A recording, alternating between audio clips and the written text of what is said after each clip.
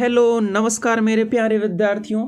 आज के इस वीडियो में हम लोग देखेंगे कक्षा 12वीं यूनिट फर्स्ट विलियन के महत्वपूर्ण एमसीक्यू क्वेश्चंस के बारे में, जो कि आपके आने वाले बोर्ड एग्जामिनेशन की दृष्टि से काफ़ी ज़्यादा इम्पॉर्टेंट है। तो चलिए शुरू करते हैं। यहाँ से हमें क्वेश्चन नंबर फर्स्ट देखने को मिलता है, जो बोलता है कि किसी विलियन में विलेय की मात्रा बहुत कम होने पर उसे क्या कहते हैं। देखो, यहाँ पर किसी विलियन में विलेय की मात्रा बहुत ही कम होती है तो हम उसको क्या कहते हैं भाई? सिंपल सा बात है, उसको हम क्या बोलते हैं? तनु विलियन कहते हैं, है ना, तनु विलियन कहते हैं। और अगर मान लो आपके पास ऑप्शन है कि मान लो अगर विलेय की मात्रा बहुत अधिक है तो हम उसको क्या बोलते हैं? तो हम उसको कहते हैं क्या? सांद्र विलियन कहते हैं, सांद्र विलियन। ठीक है, अब आप लोग कमेंट में ये बताइए कि अगर विलेय की मात्रा उसके अधिकतम मात्रा पर उपस्थित हो तो उसको क्या कहेंगे। क्लियर है? चलिए आगे बढ़ते हैं। तो क्वेश्चन नंबर 2 कहता है निम्न में से कौन सा कॉलिगेटिव गुण नहीं है। देखिए यहाँ पर कॉलिगेटिव गुण बोला गया है, तो कॉलिगेटिव एक इंग्लिश शब्द है ना, ध्यान रखिएगा आप लोग, जो होता है यहाँ पर अणुसंख्यक गुणधर्म, अणुसंख्यक गुणधर्म बोला गया। ठीक है, अणुसंख्यक गुणधर्म। तो अणुसंख्यक गुणधर्म में क्या पढ़े थे हम? वाष्प दाब में आपेक्षिक अवनमन, क्वथनांक में उन्नयन, हिमांक में अवनमन और परासरण दाब, ये सारी चीज़ों को पढ़े थे। तो ये तो अपन के पास है ना। यहाँ से अगर हम देखें क्या क्या चीज़ें देख सकते हैं हम यहाँ से, तो देखो जब हम देखते हैं कि वाष्प दाब में सापेक्ष अवनमन, तो ये तो क्या है अपन के पास? अणुसंख्यक गुणधर्म है। परासरण दाब देखते हैं तो ये भी हमारे पास अणुसंख्यक गुणधर्म है। क्वथनांक में वृद्धि भी है, तो हमारा आंसर क्या आ जाएगा? सी नंबर पे, पृष्ठ तनाव। ठीक है, क्लियर है सभी को? चलिए नेक्स्ट क्वेश्चन पे चलते हैं। मोल अंश का मात्रक होता है। देखो मोल अंश और मोल प्रभाज, ठीक है, मोल अंश और मोल प्रभाज दोनों एक ही चीज होती है। क्लियर है ना? इसको किससे प्रदर्शित करते हैं? एक्स से। तो इसका मात्रक क्या होता है? तो हमने सभी को बताया है कि मोल अंश का क्या होता है भाई? कोई भी मात्रक नहीं होता है ना, तो ऑप्शन नंबर डी। चलिए नेक्स्ट क्वेश्चन पे चलते हैं। यहाँ पे बोला गया है 1 मोल विलेय को 1 किलोग्राम विलायक में घोलने पर सांद्रता कहलाती है। देखो हमने लगभग 5 प्रकार की सांद्रताओं के पद पढ़े, जिसमें से केवल और केवल मोललता ही एक ऐसा पद है जहाँ पर विलायक की बात की जाती है। अदरवाइज सभी सांद्रताओं के पद में क्या चीज़? विलियन के लीटर लिया जाता है, या फिर विलियन के अंदर में भार को लिया जाता है, आयतन को लिया जाता है, यही सारी चीज़ों के बारे में बात किया जाता है। तो इसका आंसर कौन सा है? ऑप्शन बी, मोललता। क्वेश्चन नंबर 5 बोलता है ताप बढ़ाने पर गैसों की जल में विलेयता क्या होती है? भाई सिंपल सी बात है, घटती है ना। ताप बढ़ाने पर गैसों की जल में विलेयता क्या होती है? घटती है। क्वेश्चन नंबर 6 कहता है हेनरी का नियम किससे संबंधित है? गैस की द्रव में विलेयता। ठीक है, गैस की द्रव में विलेयता, option number B. Question number 7 कहता है मोलरता ताप परिवर्तन से प्रभावित होती है। ठीक है, मोलरता ताप परिवर्तन से प्रभावित होती है। अब आपको ये बताना है कि ताप परिवर्तन का मोललता पर, ठीक है, मोललता पर क्या प्रभाव पड़ता है? ठीक है, मोललता पर क्या प्रभाव पड़ता है? निम्न में से कौन सा आदर्श विलयन का गुण है? तो सभी को पता ही है, जब आदर्श विलयन पढ़ रहे थे तो option number A, del H mix is equals to 0। Question number next question, तो क्वेश्चन नंबर 9 देखते हैं। राउल्ट का नियम किस पर लागू होता है? आदर्श विलयन पर लागू होता है। ठीक है, आदर्श विलयन पर लागू होता है। उसी तरीके से आगे देखेंगे, क्वथनांक में वृद्धि का कारण है। वाष्प दाब में वृद्धि अगर होता तो क्वथनांक में वृद्धि थोड़ी होता, वो तो और जल्दी हो जाता। तो यहाँ पर इसका आंसर है ऑप्शन नंबर बी, वाष्प दाब में कमी। हिमांक अवनमन का ऐसा ही मात्रक होता है। एक्चुअल में ये हिमांक अवनमन नहीं होता, यहाँ पर ये है हिमांक, मोलल हिमांक अवनमन स्थिरांक का ऐसा ही मात्रक बोला गया है। ठीक है, ये है ऑप्शन नंबर ए। क्वेश्चन नंबर 11 देखते हैं। तो यहाँ पे बोला गया है परासरण दाब का मात्रक। तो परासरण दाब के देखो काफ़ी सारे मात्रक होते हैं। जैसे पहला तो यहाँ पर दिया गया, वहाँ पर एटीएम है, उसके अलावा टॉर भी है इसका मात्रक, बार भी है इसका मात्रक, है ना, और टॉर बार भी है इसका मात्रक। तो यहाँ पर ऑप्शन नंबर ए, एटीएम, एटमॉस्फेयर। ठीक है, क्वेश्चन नंबर 13 कहता है समुद्री जल का शुद्धिकरण किस प्रक्रिया से किया जाता है? तो जब विपरीत परासरण पढ़ते हैं तो वहाँ से किया जाता है ना, विपरीत परासरण मतलब ऑप्शन नंबर सी।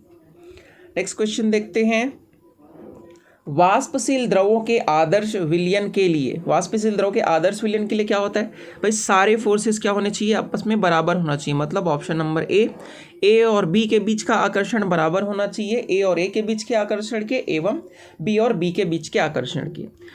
चलिए नेक्स्ट क्वेश्चन यहाँ पे है, निम्न में से कौन सा सांद्रता व्यक्त करने का तरीका नहीं है। तो मोलरता पढ़े हैं है ना, मोलरता पढ़े हैं, मोल प्रभाज भी, मोललता भी पढ़े हैं, और यहाँ से अगर हम देखें तो मोलेंस भी पढ़े, तो यहाँ पर ऑप्शन नंबर सी दाब। चलिए क्वेश्चन नंबर 16, कॉलिगेटिव गुण निर्भर करते हैं, फिर से ये कॉलिगेटिव गुण को हम अणुसंख्यक गुणधर्म करके पढ़ते हैं, तो विलेय के द्रव्यमान पर निर्भर नहीं करता है ना, किस पर निर्भर करता है, विलेय के कणों की संख्या पर निर्भर करता है।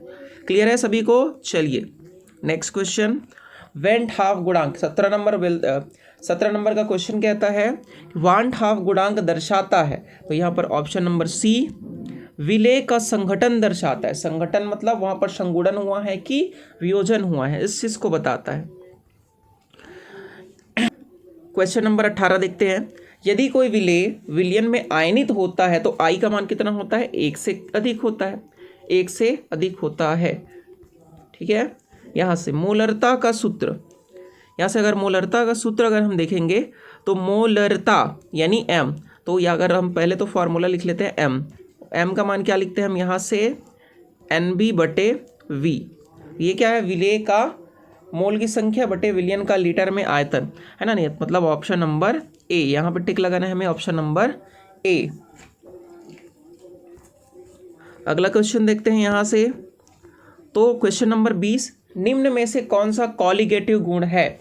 तो घनत्व तो नहीं है, श्यानता भी नहीं है, हिमांक का अवनमन, तो यहाँ से ऑप्शन नंबर सी हिमांक का अवनमन। क्वेश्चन नंबर 21 क्या कहता है, एजर्सन ए बोलता है परासरण दाब एक कॉलिगेटिव गुण है, रीजन आर यह विलेय की कणों पर की संख्या पर निर्भर करता है। देखो पहला बात यह है कि परासरण दाब तो एक अणुसंख्यक गुणधर्म है, ये हम सभी को पता है, और रीजन भी देखना है क्यों गुणधर्म है, क्योंकि विलेय की कणों की संख्या पर निर्भर करता है, तो ये ऑप्शन नंबर ए, यानी दोनों सही हैं, और आर जो है एक ही सही व्याख्या भी करता है। इसी तरीके से क्वेश्चन नंबर 22 देखते हैं, तो मोललता ताप से प्रभावित नहीं होती है क्योंकि ये भार से प्रभावित होती है, और क्या आर क्या बोलता है, यानी रीजन क्या बोलता है, यह द्रव्यमान पर आधारित होती है। देखो अभी जस्ट मैंने बोला, तो इसके लिए क्या है, ऑप्शन नंबर ए, दोनों सही हैं और आर सही व्याख्या है। चलिए नेक्स्ट क्वेश्चन, क्वेश्चन नंबर 23 कहता है एजर्सन में विलेय गैसों की विलेयता दाब बढ़ाने पर बढ़ती है, और रीजन कहता है यह हेनरी के नियम के अनुसार है, तो ये तो हेनरी के नियम में ही हम लोगों ने पढ़ा था, तो ऑप्शन नंबर ए, दोनों सही हैं। ठीक है, चलिए यहाँ से देखते हैं क्वेश्चन नंबर 24, 2 मोल विलेय को 1 किलोग्राम विलायक में घोला गया, मोललता क्या होगी। सिंपल सी क्वेश्चन है, इसको बनाने पर हमें आंसर मिल जाएगा 2m। अगला क्वेश्चन बोलता है 1 लीटर विलयन में 0.5 मोल विलेय उपस्थित है, तो मोलरता क्या होगी, आंसर है 0.5। ठीक है, अगला क्वेश्चन देखते हैं, निम्न में से कौन सा आदर्श विलयन का उदाहरण है। तो ये काफ़ी इंपॉर्टेंट क्वेश्चन मिल जाता है यहाँ से, ये काफ़ी इंपॉर्टेंट क्वेश्चन मिल जाता है हमें यहाँ से। इसका आंसर है बेंजीन प्लस टॉलुइन, ये टाइलुइन है ना, टॉल्यून नहीं है। ठीक है, अगला क्वेश्चन देखेंगे, धनात्मक विचलन में क्या होता है। देखो धनात्मक विचलन का जो ग्राफ बनाते हैं हम, ऐसा ग्राफ बनाते हैं, तो यहाँ पर हमें ऊपर से ऐसे लाइन्स को खींचनी पड़ती है ना, तो इसका अर्थ ये होता है कि वाष्प दाब का मान अपेक्षित वाष्प दाब से क्या होता है, ज़्यादा होता है, तो इसका आंसर क्या है, ऑप्शन नंबर बी है। चलिए नेक्स्ट क्वेश्चन देखेंगे यहाँ से, क्वेश्चन नंबर 29, ऋणात्मक विचलन में ए बी आकर्षण का मान प्रबल होता है, तभी तो उसमें ऋणात्मक आकर्षण होगा ना, मतलब विलयन जो है वाष्प दाब आगे ऊपर नहीं जाना चाहेगा। क्लियर है, तो option number B. Question number 30 बोलता है निम्न में से कौन सा ऋणात्मक विचलन का उदाहरण है। तो देखो यहाँ से बेंजीन और टाइलुइन को तो हमने क्या दिया था, वहाँ पे आदर्श विलयन में दिया था, तो ऋणात्मक विचलन में हमें क्या करना है, एसीटोन और क्लोरोफॉर्म, एसीटोन और क्लोरोफॉर्म। तो आपको यहाँ पे क्या करना है, इन दोनों के फार्मूला को क्या करना है, बताना है। फार्मूला को किस में लिखना है, कमेंट में बताना है। ठीक है, फॉर्मूला को कमेंट में आप लोग को बताना है, इसके एसीटोन और क्लोरोफॉर्म के। चलिए क्वेश्चन नंबर 31 देखते हैं। आसूत जल की अपेक्षा विलयन का हिमांक क्या होता है, कम होता है। क्वथनांक में हिमांक में अवनमन पढ़े थे। चलिए भाई नेक्स्ट क्वेश्चन देखते हैं। मिलाने पर क्वथनांक क्या होता है, बढ़ता है। क्वथनांक क्या होता है, बढ़ता है। तो ऑप्शन नंबर बी। और क्वेश्चन नंबर 33 बोलता है निम्न में से कौन सा वाष्पशील विलेय है। तो ये ऑप्शन है एथेनॉल। एथेनॉल है ना, ये वाष्पशील है। देखो ग्लूकोज वाष्प में नहीं बदलता है, यूरिया भी नहीं बदलता है, NaCl भी नहीं बदलता है, तो बदलता कौन है वाष्प में, एथेनॉल। चलिए क्वेश्चन नंबर 34। राउल्ट के नियम के अनुसार वाष्प दाब निर्भर करता है, किस पर निर्भर करता है, मोल अंश पर निर्भर करता है। देखिए यहाँ पे मोल अंश, मोल प्रभाज को मोल अंश करके लिखा गया, ठीक है। चलिए आते हैं क्वेश्चन नंबर 35 पे। यदि किसी विलयन का वाष्प दाब कम हो जाए तो क्या हो जाएगा भाई, क्वथनांक तो ऑटोमेटिकली बढ़ जाएगा। तो ऑप्शन नंबर सी। परासरण होता है, परासरण की परिभाषा से ही हम जानते हैं कि ऑप्शन नंबर बी, निम्न सांद्रता से उच्च सांद्रता की ओर अर्धपारगम्य झिल्ली से विलायक के अणुओं के प्रवाह को क्या कहा जाता है, परासरण। तो ऑप्शन नंबर बी आता है इसका राइट आंसर।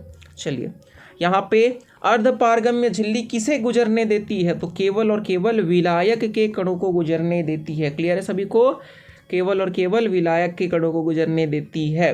क्वेश्चन नंबर 38 कहता है रक्त कोशिकाओं को शुद्ध जल में रखने पर, देखो रक्त कोशिकाओं को शुद्ध जल में रखने पर सबसे पहले वो क्या होती है, सबसे पहले जल का पानी अंदर की ओर ऐसे प्रवाहित हो जाता है, और अंदर की ओर प्रवाहित होने पर क्या हो जाएगा, यहाँ पर वो एकदम फूल जाएगी, और फूल कर क्या हो जाएगी, एकदम ज़्यादा ही फूल जाएगी, तो वो फट जाएगी। तो ऑप्शन नंबर बी, काफ़ी इंपॉर्टेंट क्वेश्चन है, ठीक है।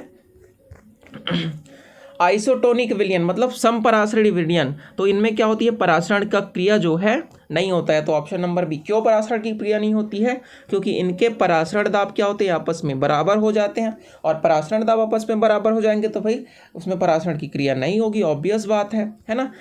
तो क्वेश्चन नंबर 40 देखते हैं।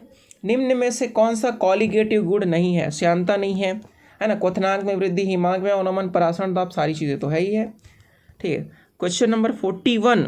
विलेय मिलाने पर वाष्प दाब घटता है, सही है। विलायक के अणुओं की संख्या सतह पर कम हो जाती है, तो दोनों सही ऑप्शन है। तो ऑप्शन नंबर ए।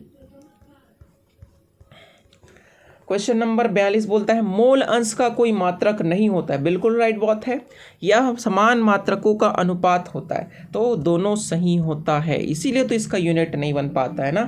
क्लियर है सभी को, गुड। ठीक। क्वेश्चन नंबर 43 कहता है हिमांक अवनमन एक कॉलिगेटिव गुण है, ये तो सही है। यह विलेय के प्रकार पर निर्भर करता है, तो ये तो गलत है, विलेय के प्रकार पर नहीं, विलेय के कणों की संख्या पर निर्भर करता है ना। तो यहाँ पर ऑप्शन नंबर बी सही है। चलिए नेक्स्ट क्वेश्चन देखेंगे यहाँ से। Question number 44। एक मोलल जलीय विलयन का हिमांक क्या होता है, तो यहाँ से घटता है लिखेंगे, ठीक है, घटता है लिखेंगे। चलिए अगला क्वेश्चन देखेंगे यहाँ से। ठंडे पेय पदार्थों की बोतल खोलने पर गैस निकलती है, क्योंकि दाब घटता है तो गैस जो है बाहर निकलती है, क्योंकि हम जानते हैं कि गैसों की द्रवों में विलेयता उस पर लगाए गए दाब की क्या होती है, अनुक्रमानुपाती होती है। इसी को क्या बोला जाता है भाई, हेनरी का नियम कहा जाता है। क्लियर है ना। तो ये रहे केमिस्ट्री के मोस्ट इंपॉर्टेंट MCQs, जो कि एग्जाम के पॉइंट ऑफ व्यू से काफ़ी इंपॉर्टेंट है। Thank you so much.